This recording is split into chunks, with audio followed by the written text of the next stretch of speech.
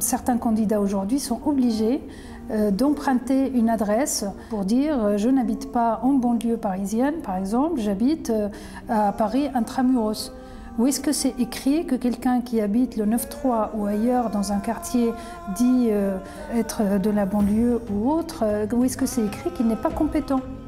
La diversité, c'est vraiment lié aux compétences de chacun. Et on oublie complètement tout ce qui peut être ethnique, couleur de peau et tout ce que vous voulez. On s'en fiche.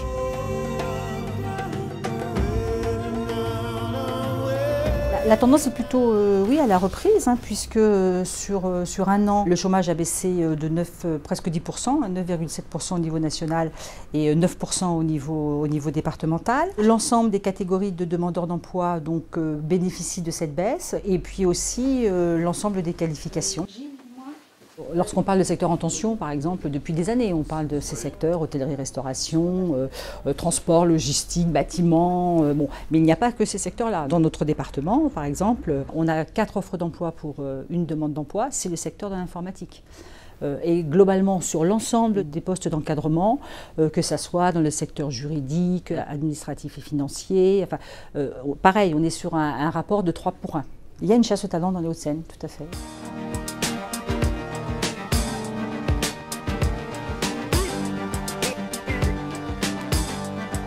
J'aime beaucoup cette phrase de Sénèque qui dit « Il y a beaucoup plus de choses qui nous font peur que de choses qui nous font mal ». En effet, il est humain, je pense, d'avoir peur de ce que l'on ne connaît pas.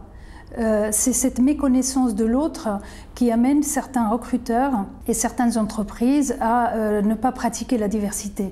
Mais une fois qu'on intègre la diversité, on est enchanté parce que finalement, on se rend compte qu'on avait simplement peur de l'inconnu. La manière dont le recruteur doit penser, c'est qu'est-ce que cette personne va m'apporter. C'est pas se dire ouais mais partir sur des présupposés et des préjugés. Non, je pense que le plus important c'est de se dire qu'est-ce que cette personne va m'apporter, non pas uniquement en termes de compétences pures, mais également en termes de personnalité, en termes de richesse culturelle et de développement dans l'environnement de l'entreprise.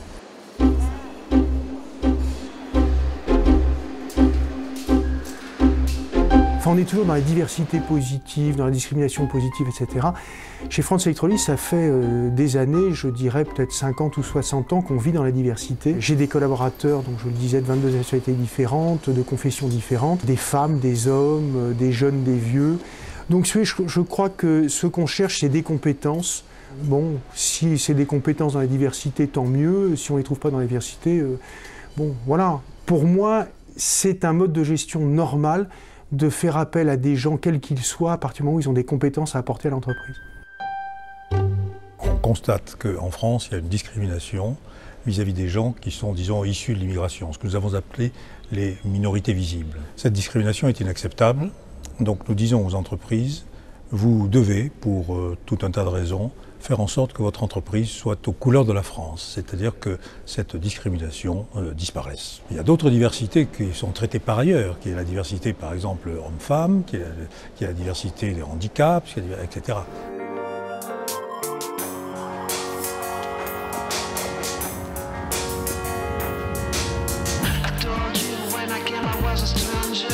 Alors aujourd'hui, je suis consultant chez Altran Technologies depuis presque 2 ans et je vais passer business manager, donc la fonction dessus. J'ai été promu il y a peu de temps. On touche à un secteur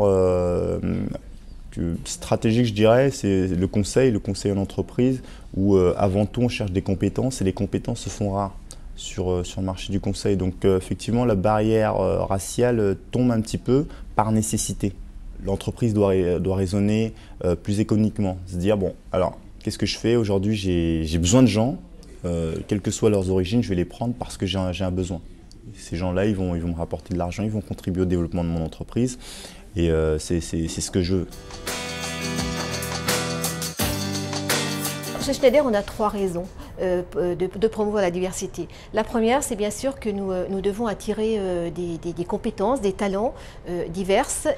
La deuxième, c'est l'innovation. Nous sommes une entreprise technologique qui innovons et qui devons innover. Et nous sommes totalement convaincus que nous serons plus créatifs et plus innovants si nous travaillons avec des équipes qui apportent des points de vue divers sur les produits et sur nos process. Et la troisième raison, c'est bien évidemment nos clients aussi qui sont très divers. Et pour répondre à ces attentes diverses, eh bien, il faut aussi des équipes commerciales et des équipes de management qui soient tout aussi diverses.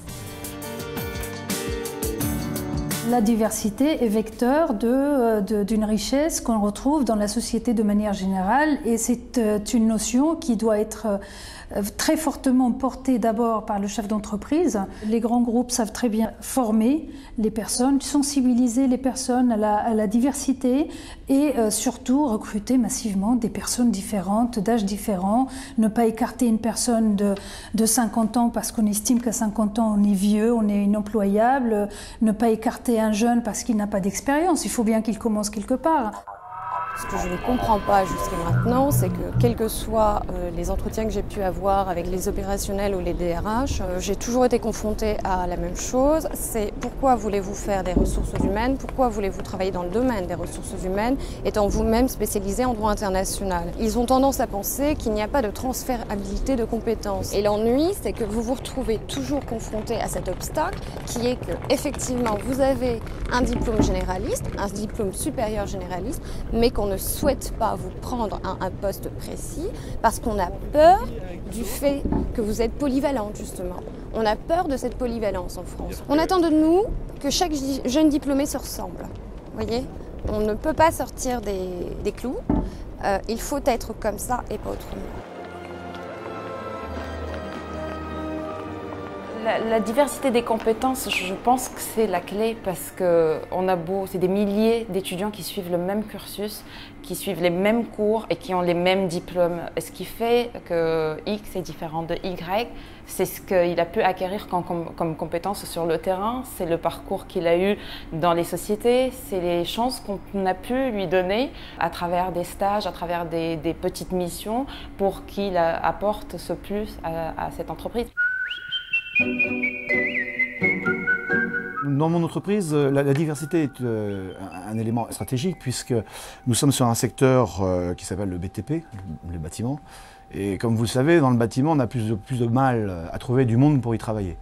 Donc si je me limitais simplement à des gens qui sortent avec des compétences bien précises et au niveau des discriminations qui sont d'une certaine couleur, si vous voulez, de toute façon l'entreprise ne marcherait plus. L'objectif, c'est que chacun puisse monter dans l'entreprise, trouver un parcours professionnel qui lui permette de s'épanouir et qu'en contrepartie, l'entreprise, évidemment, en trouve un gain en termes de capacité de travail et de développement.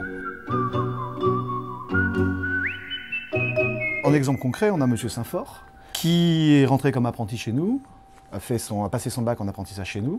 Suite à ce bac, il a été embauché comme employé électricien et aujourd'hui en 2008, 13 ans plus tard, directeur d'agence au sein de l'entreprise parce qu'il a montré des compétences de management, des qualités d'écoute, des qualités de gestion et on lui a transmis évidemment ce qui lui manquait puisqu'il n'avait jamais été formé pour, toute la partie gestion sur laquelle il a appris beaucoup et aujourd'hui il est capable de gérer une agence. Lorsqu'on sort d'un quartier difficile, donc on attend de vous à ce que vous fassiez comme tout le monde. Donc c'est possible de faire comme tout le monde et d'évoluer au sein d'une entreprise, mais il faut avoir la volonté, il ne faut pas avoir peur de travailler et il ne faut pas toujours rester sur le fait que l'on soit étranger et dire oui, c'est parce que je suis étranger. Non, je pense que c'est le travail qui fait la différence. Des gens qui sont d'une autre formation, qui ont une autre mentalité, qui ont d'autres réactions, peuvent apporter beaucoup de créativité. Donc en cela, c'est un atout. Mais il ne faut pas cacher que la diversité, c'est difficile à installer. Il faut convaincre à la fois les gens issus de la diversité qu'ils ont à comprendre et à accepter les codes qui sont les codes du pays dans lequel ils vivent. Et il faut dire aux gens du pays, de la France en l'occurrence, qu'ils doivent accepter la diversité et ça peut être au contraire un apport. Donc vous voyez, il y a une double action de conversion, si je puis dire, de changement de mentalité à obtenir et du côté des gens issus de la diversité et du côté des gens qui sont disons les Français traditionnels.